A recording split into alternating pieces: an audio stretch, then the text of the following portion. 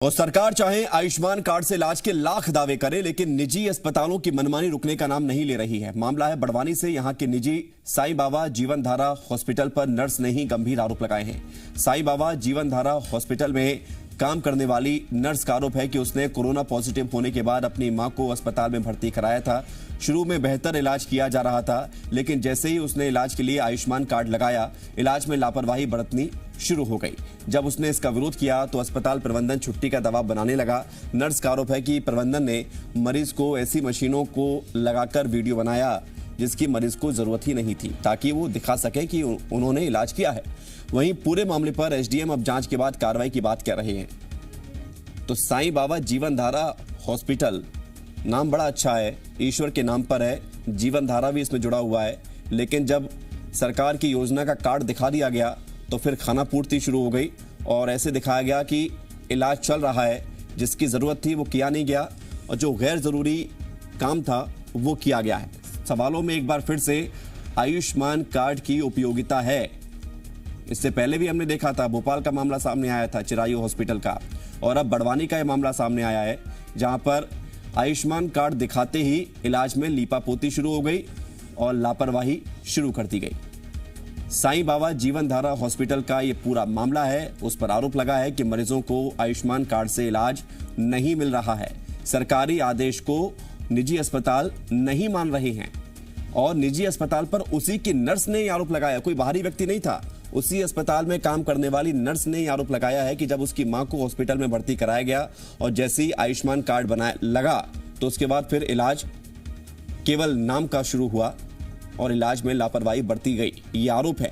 और यदि इन आरोपों में सच्चाई है तो फिर सवाल उस व्यवस्था पर भी है कि जो लगातार दावे करता है कि आयुष्मान कार्ड से गरीबों को इलाज मिल रहा है, चाहे वो निजी अस्पताल में जाएं या सरकारी अस्पताल में जाएं, जो हॉस्पिटल इससे जुड़े हुए हैं उन हॉस्पिटल में जाकर इलाज यदि मुफ्त का है, तो फिर ये कैसा इलाज जहां पर कार्ड दिखाते ही लापरवाही शुरू हो जाती है।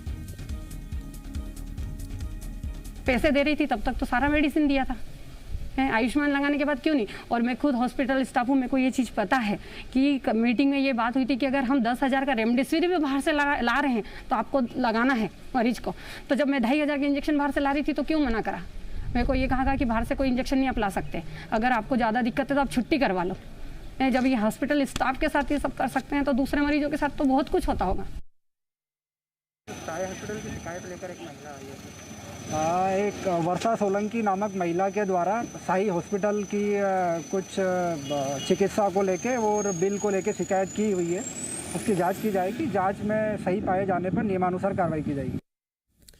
वीरेंद्र वाशिंदे हमारे साथ जुड़ रहे हैं, जी मीडिया संवाददाता बड़वानी से। वीरेंद्र, आरोप बड़े गंभीर हैं और यदि हॉस्पिटल में कार्यरत नर्स की मां के साथ ऐसा व्यवहार हुआ है तो फिर अंदाजा लगाना मुश्किल नहीं है कि बाहरी लोग यदि आयुष्मान कार्ड को लगाते होंगे तो फिर किस तरह का ट्रीटमेंट वहां पर होता होगा। क्या कह रहा है प्रशासन? जी विवेक, बता दो आपको, मैं इस मामले को लेकर प्रशासन भी गंभीर है। कलेक्टर की बात करें तो कलेक्टर प्रतिदिन हर हॉस्पिटल में जाकर मरीजों से खुद मिल रहे हैं, लेकिन कलेक्टर के जाने के बाद या जिस किसी मरीज के परिजन ने अगर कलेक्टर को वहां के अस्पतालों के हालात बता दिए कि यहाँ पर ये स्थिति है, तो उन लोगों के साथ भी अस्पतालों में भेदभाव वाला मामला देखने को आ रहा है। और जो वर्षा सोलंकी है, इसका मतलब इससे अंदाज लगा सकते हैं कि जो जिस हॉस्पिटल में नर्स का काम कर रही है उसे उसकी मां को वहां से डिस्चार्ज करके अन्य हॉस्पिटल ले जाना पड़ा, जहां उपचार के दौरान उसकी मां ने दम तोड़ दिया।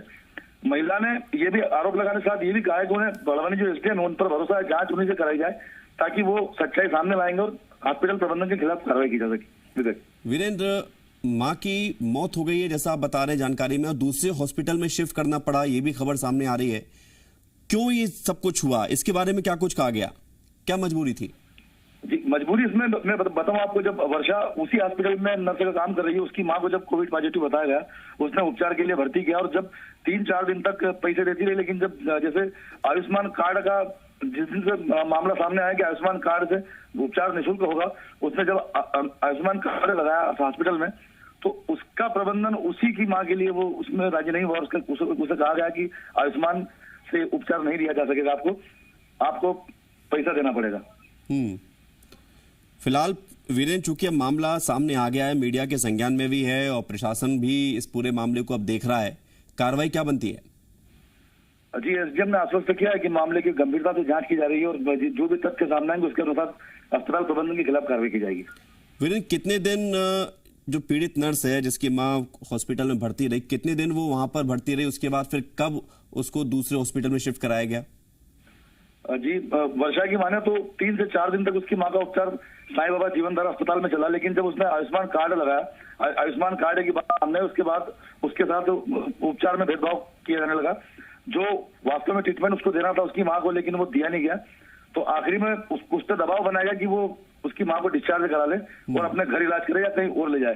तो आखिर में थक हार वर्षा ने उसकी मां को साईं बाबा जीवनधारा हॉस्पिटल से निकालकर संजीवनी हॉस्पिटल में एडमिट कराया, जहां उपचार के दौरान डेथ की बात सामने आई है। देखिए, बड़ी बात है। बहुत शुक्रिया आपका वीरेंद्र। आप नजर बनाए रखें, क्योंकि ऐसे मामले, प्रशासन के मामले संज्ञान में तो आ जाते हैं, लेकिन उसके बाद जांच के बाद फिर वक्त गुजरते गुजरते मामला हल्का पड़ जाता है। इसलिए हम ये कोशिश करेंगे कि इस तरह के मामले प्रशासन ना सिर्फ संज्ञान में लाए बल्कि कार्रवाई भी हो, ताकि ये घटनाएं रुकें।